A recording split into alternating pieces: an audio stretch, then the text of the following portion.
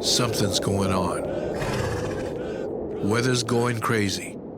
People are crazy too. Something's going on. What we gonna do? Fears come out of hiding. Anger's just behind. People with guns everywhere. The president's lost his mind. Time to trust. Time to know.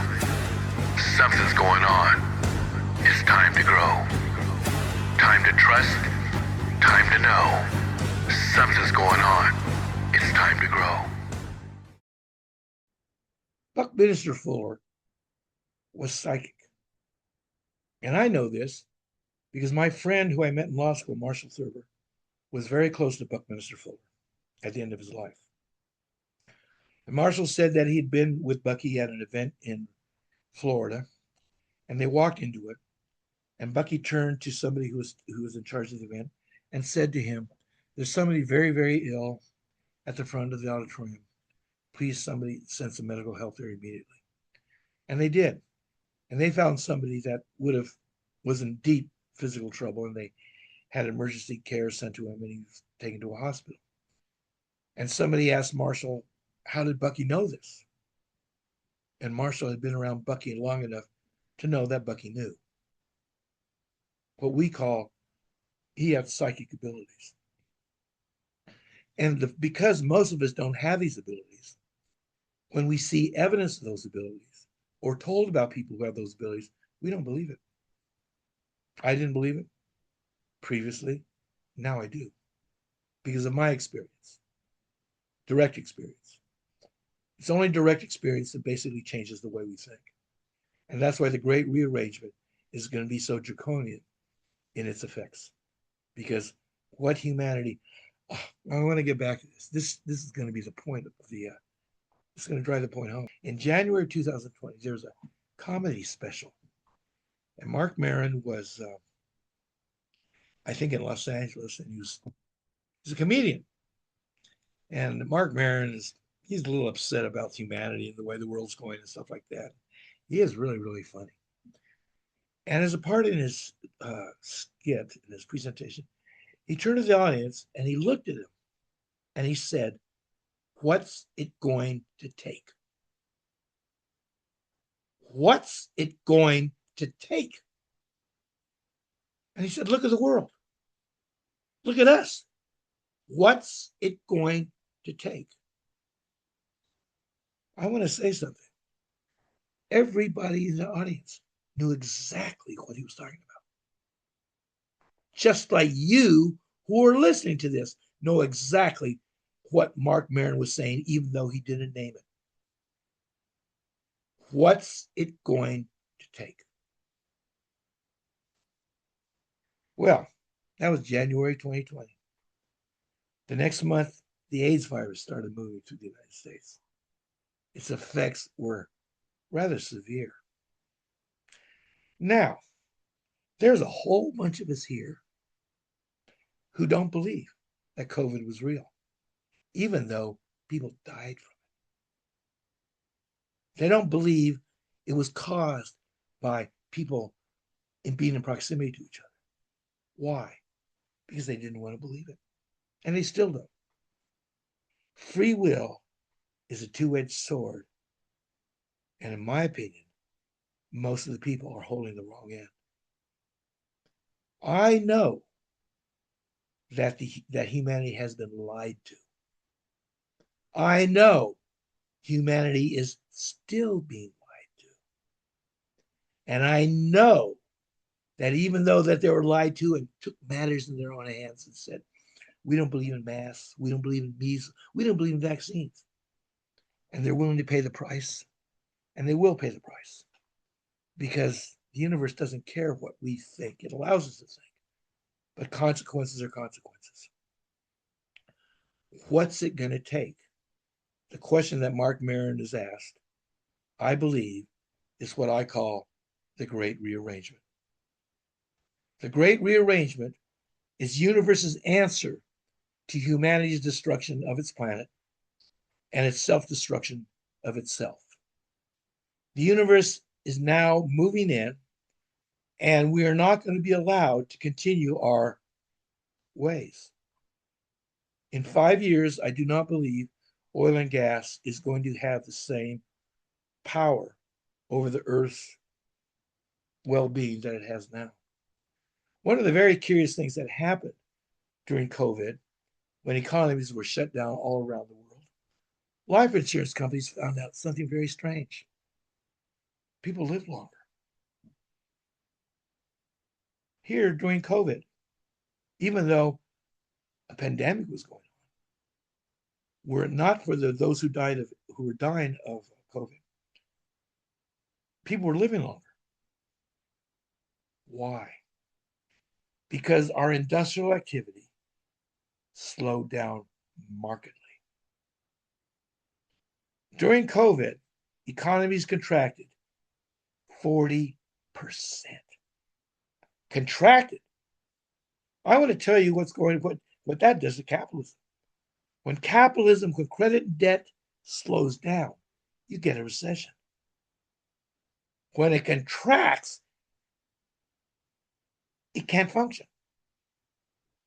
And in April and June of 2020, the economic shutdowns that were necessary to keep COVID from spreading were so severe that economic activity came to a halt. Now, what does that do to the debts that have to be repaid? What does that do when economies were already having trouble paying the aggregate amount of debt that had been building up for 200, 300 years on this planet? If allowed to continue, everything financially that we know would have collapsed. And so what happened is the central banks around the world started printing money like it was going out of style. And I think that is a great metaphor because they printed so much money, it is going to go out of style. They have destabilized the credit and debt dynamic to such a degree that it can no longer function in the way that it's supposed to function in a healthy, functioning credit and debt society. And it is going to collapse. We're seeing that beginning today. Were it not for an artificial bubble, economic activity in the United States would be minimal. It is a bubble. It has value, but not the value that people have now put on it. The collapse of situational awareness hedge fund this week is only one sign of that. There's going to be more. And so what I want to say is here is that in regards to the collapse of our structure, Bucky Fuller said this is not a bad thing. He said the bankruptcy of the United States is going to allow Americans to finally be free. Bucky said that Americans have been under the yoke of what he called lawyer capitalism for decades, in which they've drained the money of all of its wealth, put it overseas where it can't be taxed, and let the rest of society bear the burden that they've paid their politicians to enact. And I'm going to read a few things about what they did. In 2009, an article was written in the Atlantic magazine. This was 6 months after capital markets had collapsed in the United States, and the banks and the central banks around the world began printing money, as I said before, like it was going out of style. The article was written by Simon Johnson. He was, at that time, a professor of economics at MIT and had been the chief economist at the International Monetary Fund. This is a person who knew money in a way that neither you or I know money. Simon Johnson was at the center of the machine that has kept us going. And let me tell you what he wrote. And this is about the 2008 crash. 6 months before. The crash has laid bare many unpleasant truths about the United States. One of the most alarming in the article, says the former chief economist of the International Monetary Fund, is that the finance industry has, this is from the introduction to Simon's article, Simon Johnson's article.